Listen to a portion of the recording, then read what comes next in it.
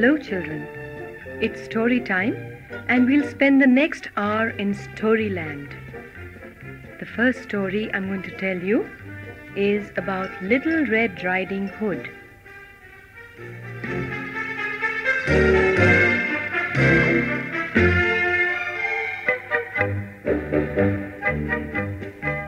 There was once a little girl whose name was Little Red Riding Hood.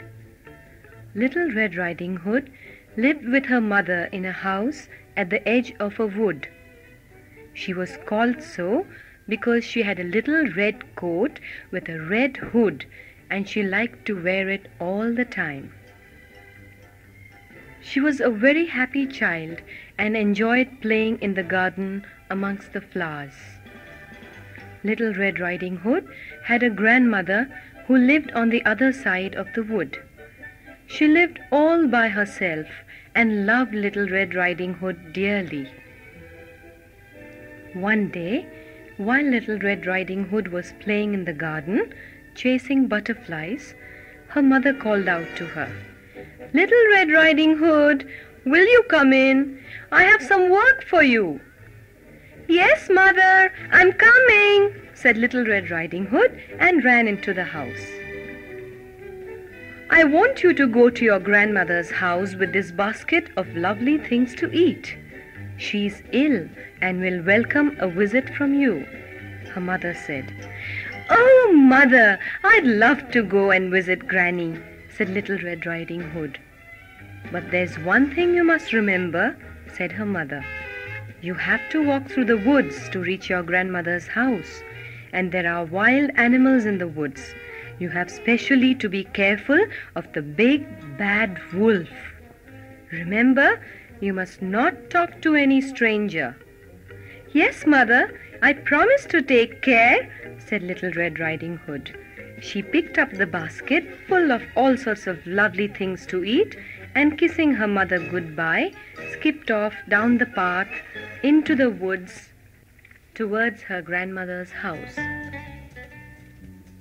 She walked down the path for some time, and as she walked, she sang a song. The sun shone through the trees and the birds chirped noisily.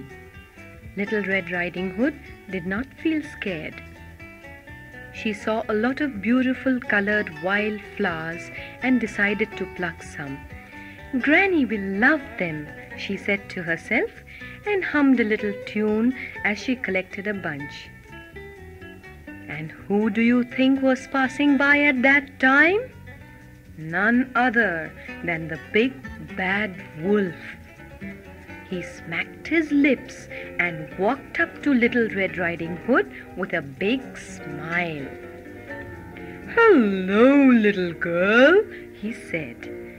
"What's your name and what are you doing?" he asked her. "Hello," said Little Red Riding Hood. "I'm plucking flowers for my grandmother, and my name is Little Red Riding Hood." "What a lovely name you have," said the wolf with a cunning smile. "And where is your grandmother's house, my dear?" he asked Little Red Riding Hood.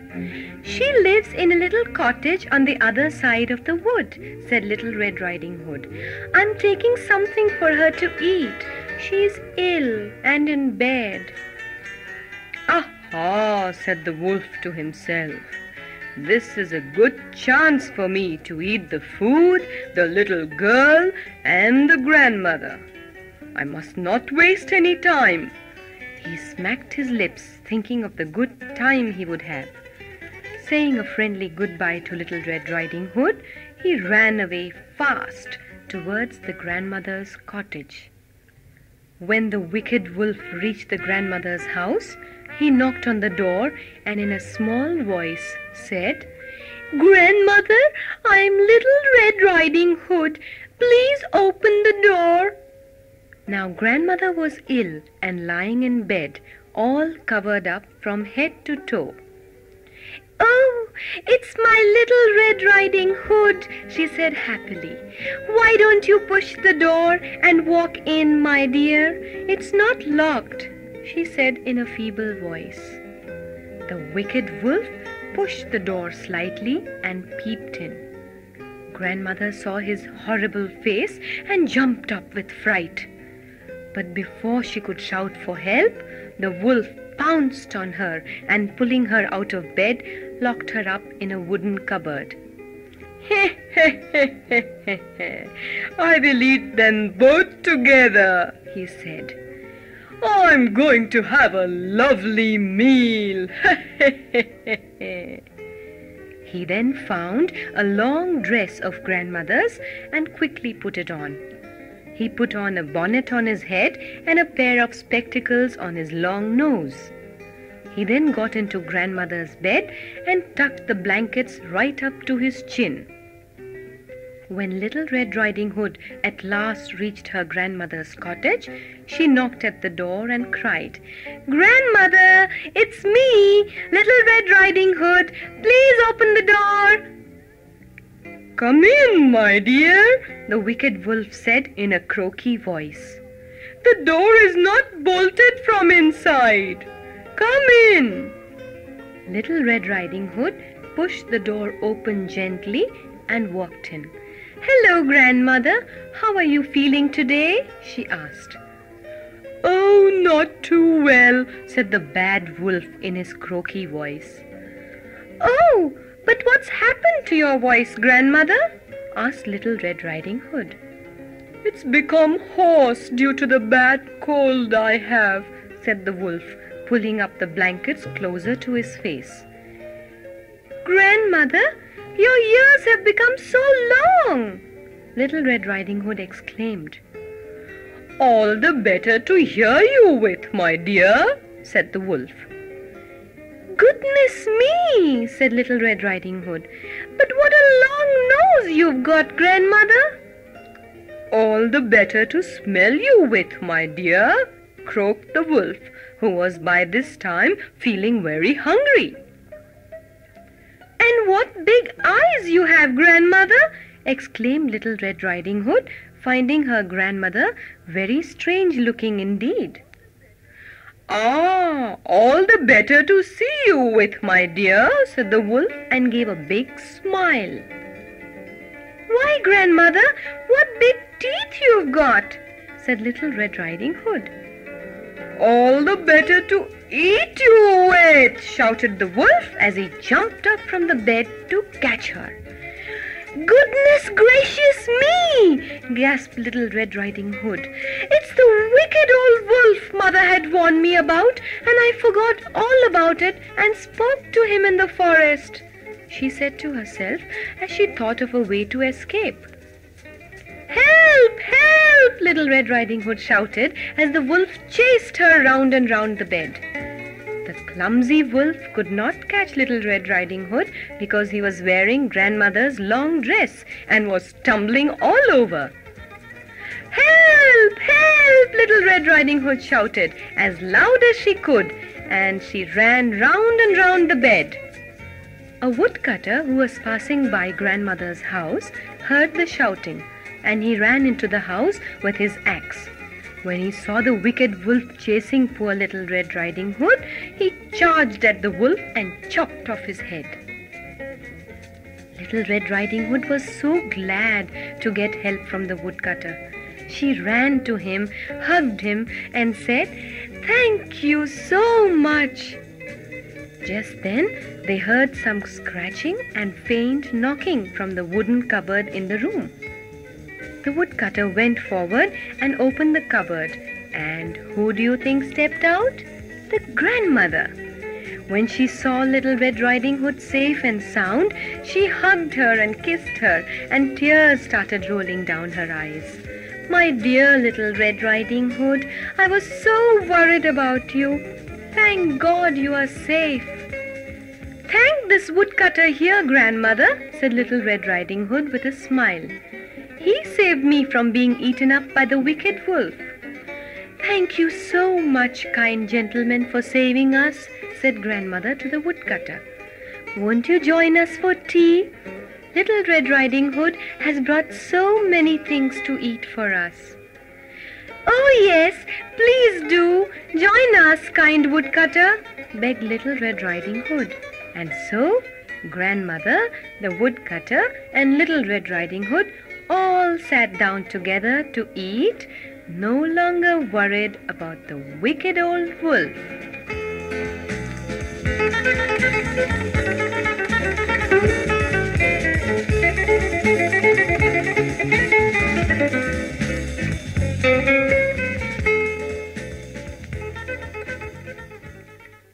I hope you liked that story.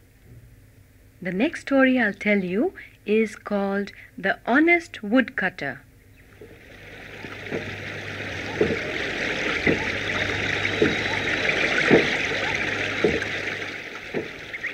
Once upon a time, there was a poor woodcutter who lived with his wife in a small hut at the edge of a forest.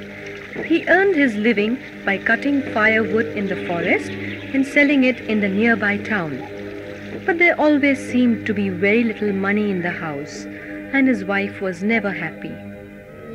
Every morning he would take his axe and a small bundle of food and go deep into the forest to cut wood. He would return late in the evening, tired and hungry, and after a small meal would immediately fall asleep. One day he set out into the forest as usual to cut firewood. He saw a good branch of a tree hanging low above a small lake. So he climbed the tree and with his axe began chopping the branch. Suddenly the axe slipped out of his hand and fell into the deep lake. The poor woodcutter did not know how to swim. He got off the tree and walked up and down in despair. What am I going to do? How will I show my face to my wife?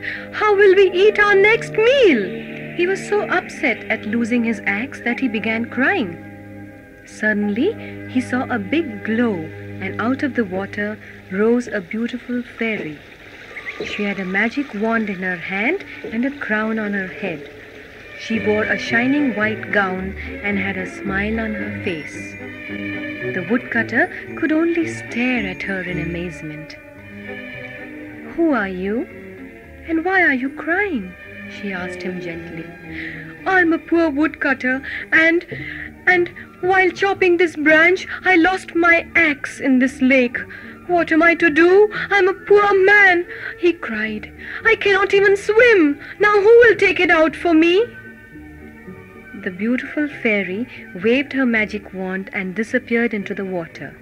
She rose up again, and in her hand was a silver axe. "Here, this is your axe," she said, and gave it to the woodcutter.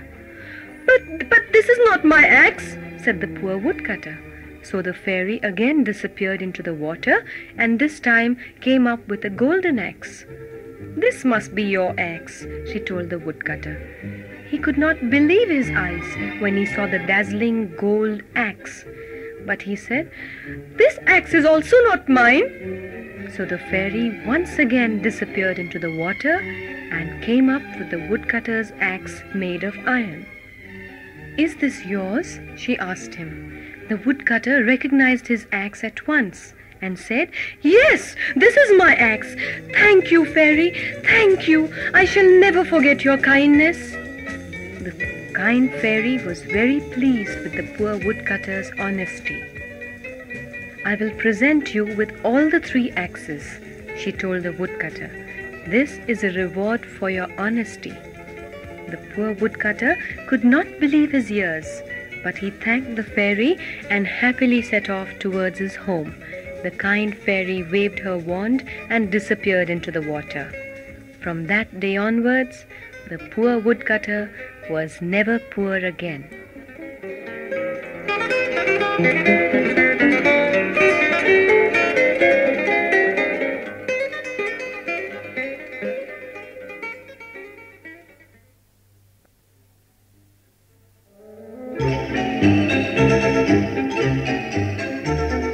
And this is the story of Goldilocks and the 3 bears.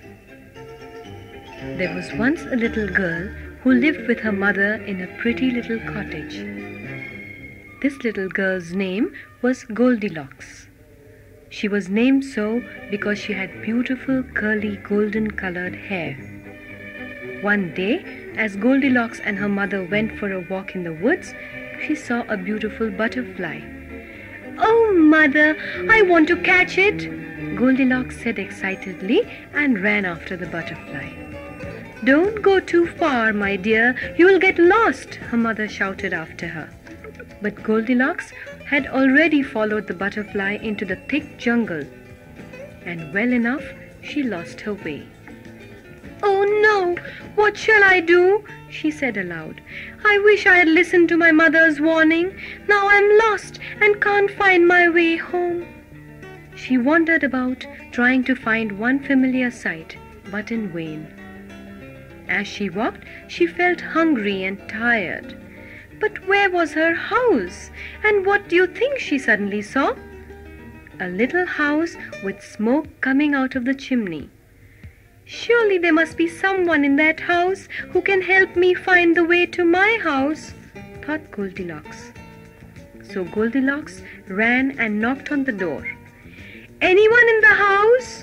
she asked, but no one replied. Goldilocks gently opened the door and peeped inside. There was no one in the room. "I will wait here till someone comes," she said to herself and walked in. There were 3 chairs in the room. One chair was large and hard. Goldilocks sat on it, but her feet would not reach the floor. "Oh, it's so hard and uncomfortable," said Goldilocks, and went and sat in the second chair. The second chair was so big and soft that Goldilocks almost sank in. "Even this chair is useless," she said. "I will sit in this baby chair." And she went across and sat in the third chair. But alas, the third chair was so tiny and delicate that when Goldilocks sat on it, one of the legs broke and Goldilocks fell off. "Oh no! What have I done?" Goldilocks said guiltily. She moved away from the broken chair and looked around the room. In the corner, there was a table with 3 bowls on it. She ran across and, to her surprise, found that all 3 bowls had porridge in it. Goldilocks was so hungry after the long walk in the forest, so she decided to have some of the porridge. The first bowl was very large. Goldilocks took a spoon and tasted some. "Ouch! It's too hot!" she said, almost burning her tongue. So she tried some from the second medium-sized bowl.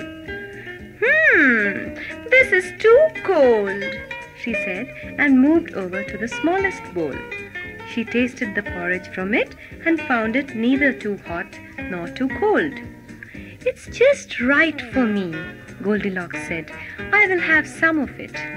But Goldilocks liked the porridge so much that she finished all of it. Then she decided to see the other rooms of the house, so she went up the staircase into a large bedroom. There were 3 beds there. One large-sized bed, one medium-sized bed, and one baby bed. "Oh, I'm so tired. I will rest for some time till someone comes," Goldilocks said, and lay in the first bed. "Oh no, this is too hard. I don't like it. I will try the second bed," she said. When she lay in the second bed, she almost disappeared into the mattress because it was so soft. "I don't like this bed either," Goldilocks said, and struggled out of it. She went to the third bed, which was the baby bed, and lay down. "Ah, this bed is just right for me. Neither too hard nor too soft. I will rest here for a while." Goldilocks fell asleep almost at once. The long walk had really tired her out. And while Goldilocks slept, the owners of the cottage came back. And who do you think they were? Papa Bear, Mama Bear, and Baby Bear, all returning from a walk in the forest. Papa Bear was the first to notice footprints near the door. "Someone has been to visit us. Whose footprints are these?" he said in a gruff voice. "Maybe Uncle Bear has come to visit us," said Baby Bear excitedly. But when they walked into the house, there was no one inside. Papa Bear smelt his chair and said, "Who's been sitting in my chair?" Mama Bear also said in a worried voice, "Even I feel someone has been sitting in my chair." And poor little baby bear, "Someone has been sitting in my chair and also broken it." And he started crying. And when they went to the dining table, Papa Bear said angrily, "Someone has been tasting my porridge." Mummy Bear said, "I also think someone has eaten some of my porridge." "But someone has tasted my porridge and finished it all," cried Baby Bear. "Come on, let's go upstairs to our bedroom," said Papa Bear. "Maybe the thief is hiding upstairs." "Oh, it may not be a thief," said Mama Bear, and they all went hurriedly upstairs. When Papa Bear saw his bed, he said with a huff, "Who has been sleeping in my bed?" Mama Bear also said, "Someone has been sleeping in my bed too." And she straightened out the mattress and the soft pillows. "But look!" shouted Baby Bear excitedly. "Someone is sleeping in my bed!" "Who is it?" shouted Papa Bear and came towards the bed. "Who could it be?" said Mama Bear, and also came to have a closer look. "Oh, she's a pretty little girl, and I can play with her and have lots of fun," said Baby Bear, clapping his hands with joy. Hearing all this shouting and talking, Goldilocks suddenly jumped up from her sleep and to her amazement saw 3 bears all around her. She was so frightened that she did not waste a moment. She pushed past them and charged down the stairs and through the door and out on the path into the forest away from the 3 bears. "Oh, oh, don't go away!" cried Baby Bear looking out of the window. "Poor dear, you frightened her away with your shouting," Mama Bear scolded Papa Bear. But Goldilocks ran without turning back even once. And as she ran, she met her mother, who was so worried and searching for her. And do you know, her mother would not believe Goldilocks' story of meeting the 3 bears.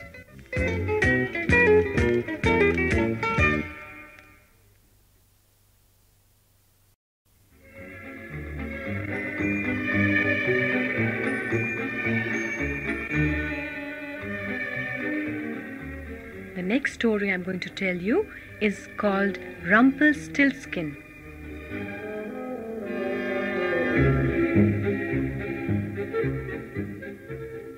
There was once a poor farmer who had a beautiful daughter. He was a proud and selfish man and wanted to get closer to the king. If he got into the good books with the king, he would not have to struggle so much to earn a living. His beautiful daughter was also a cause of worry for him. He wanted her to marry rich, but he had no money, so nobody would take her hand. One day, the farmer had an idea. He went to the king and boasted, "I have a beautiful daughter who is equally talented. She can spin straw into gold." "Indeed," said the king in surprise. "Bring her to me tomorrow. We shall see your daughter's powers." The next day, when the farmer took his daughter to the king, he put her in a room full of straw and said, "Here is the straw and the spinning wheel. If you do not spin all this straw into gold by tomorrow morning, I shall kill both you and your father." The poor little girl was terrified. "Oh, what will I do?" she cried. "How can I ever spin straw into gold?" She sat the whole day with nothing to eat or drink. When night fell, she was really worried and tired, but could not sleep because of the fear of facing the king the next morning. She began crying bitterly in despair. Just then, the door suddenly opened, and a tiny but funny-looking man with a red nose and small eyes stood before her. "Why are you crying, young lady?" he asked her. "I have to spin all this straw into gold by tomorrow morning, and if I don't do it, the king will kill both me and my father," she sobbed. "What will you give me if I do the work for you?" the little man asked her. The farmer's daughter took off the gold chain with a locket from her neck and said, "I will give you this, the only memory of my dead mother." "That is good enough," said the funny little man, and took the chain. Then he settled down in front of the spinning wheel and began to spin strands and strands of gold. The poor girl could not believe her eyes. Before midnight, all the straw in the room had been spun into reels of gold. She was delighted, but when she turned round to thank the little man, he had disappeared. The next morning, when the king saw all the gold reels, he was mighty pleased, but would not say so, because he was greedy. "You may eat and rest for a while," he told the poor girl. "I will have one of the bigger rooms of the palace filled with straw, and tonight you can spin that into gold." Saying that, he walked away. The poor girl was helpless when she was locked up in a large room full of straw. And sure enough, the little man came to help again, and she dried up her tears at once. "What will you give me this time?" he asked her. "I will give you this gold ring," she said, and taking it off her finger, handed it to the little man. And while she rested, he spun all the straw in the room into many, many reels of gold. But alas, the king could not control his greediness, and he wanted more gold. So that evening, he put the poor girl into an even larger room full of straw and said, "By morning, I must have all the straw spun into gold." The poor girl sat alone and cried. Surely the little man was not going to come and help every day. But he popped in again and said cheerfully, "And what will you give me today, my dear, if I do all the work for you?" "Alas, I have nothing to give you," she replied and started weeping. "All right, then you promise me one thing, that when you become the queen, you will give me your firstborn child." The poor girl could hardly believe what he said, but she would lose nothing by giving such a promise. Besides, if she did not have the gold reels ready by morning, the king would kill her. So she agreed to the little man, who sat down to spin all the straw in the huge room into reels and reels of gold. Once the work was done, he disappeared. Early next morning, the king came to see if the girl had completed her work. He was overjoyed when he saw all that gold, and he cried happily, "I shall marry this girl tomorrow! I shall marry this girl!" He took her by her hand and led her out of the room. And so the poor girl became a queen. She lived happily and had all that she could wish for. A year later, she gave birth to a baby girl. She was so happy with her little daughter that she had forgotten the promise given to the funny little man who had spun all the straw into gold for her. That night, she got the shock of her life when she saw the little man creeping into her room from one of the windows. He hopped down next to her bed and said, "Your little girl is 1 day old. Remember your promise to me? She belongs to me." The queen began crying bitterly at having to lose her beautiful little daughter. "Oh, please, forget about the promise," she begged him. The little man was moved by her tears and said, "I cannot break the promise, but if you can tell me what my name is, you can keep the child. I will give you 3 days to find out." Saying this, he disappeared the way he had come. The next morning, the little man was there, smiling cunningly. "Could your name be Casper, or Jonathan, or Paul?" the queen asked him, but each time he shook his head and grinned. "All right, come back tomorrow," the queen said in despair. "I will guess your name by then." And the little man disappeared once again. The queen was really worried.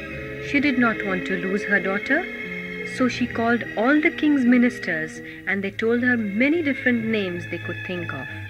The next day, the little man came again. "Could your name be Sebastian, or John, or David?" But the little man shook his head each time, quite sure that soon the baby would surely be his. The queen hid her disappointment, and the little man went away saying, "Tomorrow is your last chance. I will come in the morning." The queen was really worried. She sent out messengers all over the kingdom to find new names.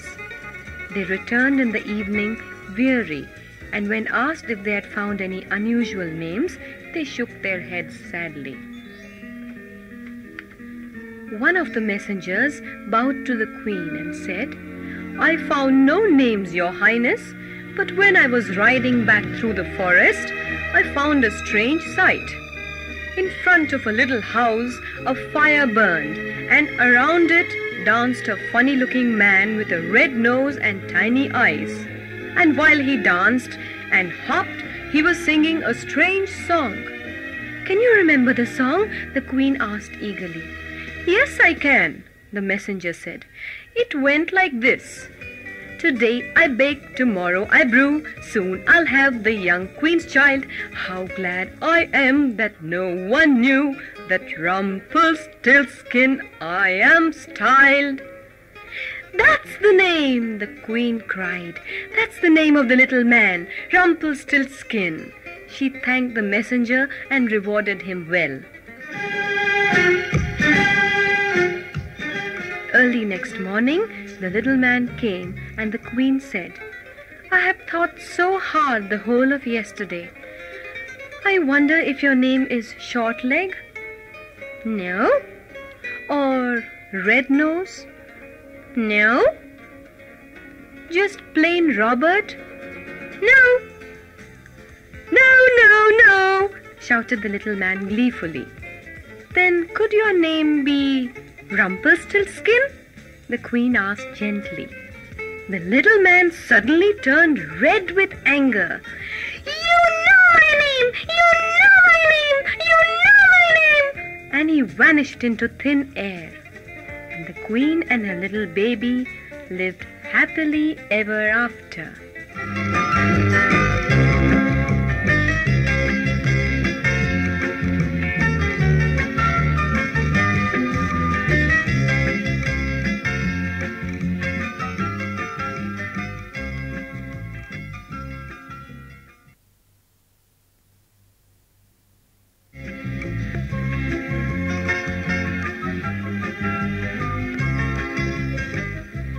The next story I'm going to tell you, children, is called Jack and the Beanstalk.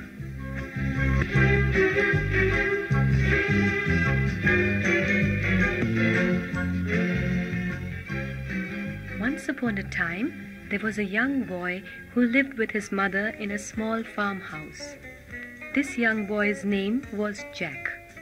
He was a lazy and good-for-nothing boy, and always a cause of worry for his mother. He never went to school, and nor did he help in the household work. He only liked one thing: to eat. So much so that there was no food in the house. And since there was no money to buy food, Jack's mother decided to sell their only cow. "Jack, get up and get ready soon. You have to take the cow to the market and sell her. And remember, I want a good price for her," she said angrily. "But mother, please give me something to eat before I go," Jack pleaded. "There's nothing in the house to give you," she fumed. "Now hurry up and get out." Jack had no alternative but to go without food. He pulled the cow by the rope tied round her neck and set off for the market. He had not gone far